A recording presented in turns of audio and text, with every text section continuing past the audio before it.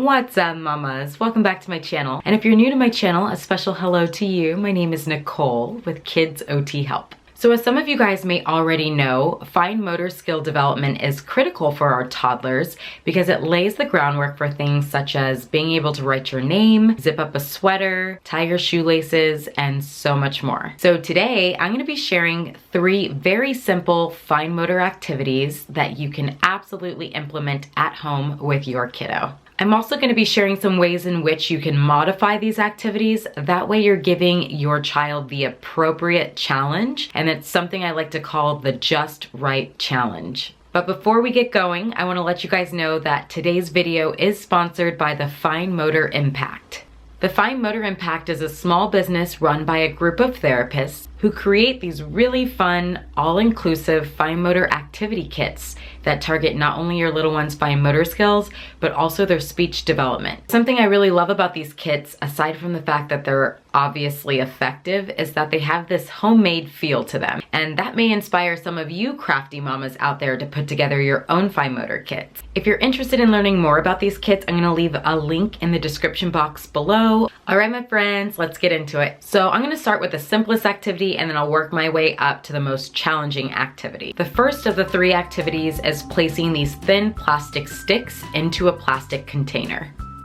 So the lid has 2 openings. One side has 3 small holes where the sticks can be inserted, while the other side is 1 giant opening for kiddos that might have a harder time placing objects into a smaller target. I like this activity because it targets dexterity, bilateral hand coordination, which is just using our 2 hands together, as well as our eye-hand coordination skills.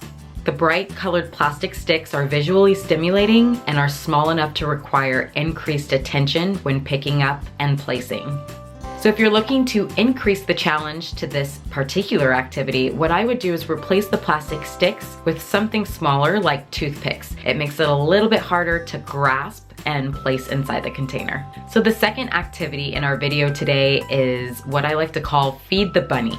And all you need for this activity are some puff balls, a pair of plastic tongs, and a round paint palette. So this activity is definitely going to strengthen your child's hands, as well as challenge their visual motor skills, as well as their ability to modulate their own movements.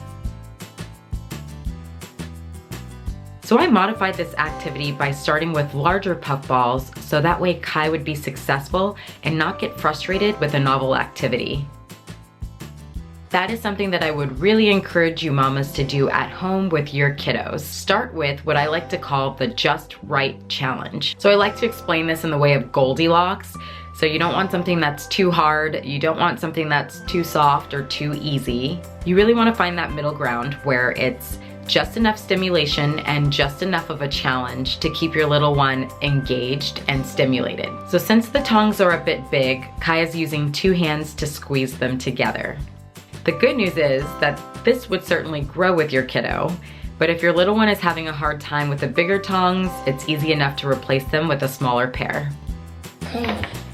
It's harder, huh? Just 1 at a time. Squeeze it some. Yep, that one's harder, huh? Squeeze. So as you guys can see, the smaller puffs are definitely more challenging. And at a certain point, Kai ditches the tongs and opts for a pincer grasp to get those small puffs. But with a little bit of practice, he's able to coordinate his hand movements and grasp the smaller puffs. So it doesn't really help that the palette is sliding around on the table, but a really easy fix is just placing some sort of textured fabric between the 2 smooth surfaces, so like a towel or a blanket or whatever else you have that you think might work.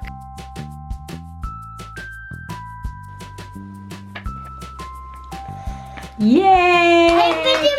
You did it! And you guys, seeing your kid's face after they accomplish something that's challenging to them is everything. So the final activity in this video today is placing these adorable little fish into their fish bowl. This activity is comprised of little fish that are glued to these cute little wooden clothespins and a really adorable looking felt cutout of a fish bowl.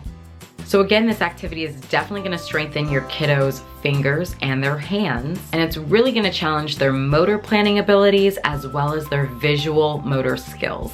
Squeeze, see how you open? Open. And you squeeze, yeah.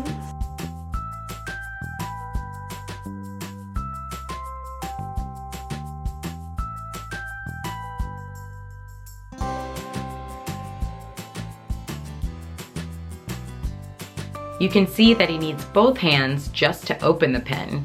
So he can't even think about which way the bowl is facing or the fish is facing. Once he gets the pens open, he's using all of his brain capacity just to get it onto the target.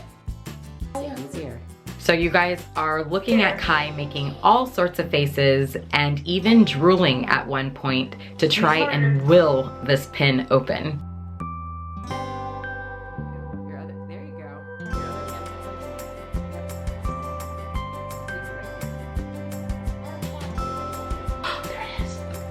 Squeeze it. Open. Put it on. Put it on. So these extra movements are called motor overflow. So motor overflow is when you see other not related body parts activated or moving simultaneous to the body parts that are involved in the activity. So in this case, you see him stabilizing with his neck and his chin. He's really tight. And then you also see him lose his oral motor control and he starts drooling because the activity is so challenging that he's focusing everything he's got into completing this task. Now, pulling the pins off the fishbowl is a much easier task. And as you guys can see, he's even able to do it with two hands. So one hand holding the fishbowl and one hand dedicated to taking the pins off. So if your little one gets stuck trying to open the pens or it becomes too frustrating for them, you can modify the task by just placing the pens on for them and having them practice just pulling the pens off. And then you can work your way up to practicing opening the pens and placing them on. So these were just the first 3 fun activities in this kit. Be on the lookout for my next fine motor activities video in which I will introduce some more challenging activities for our preschoolers as well as our ninja toddlers. If you like this video, please give it a big thumbs up and don't forget to subscribe if you haven't done that already. Thanks so much for watching, you guys. I will catch you in the next one. Bye.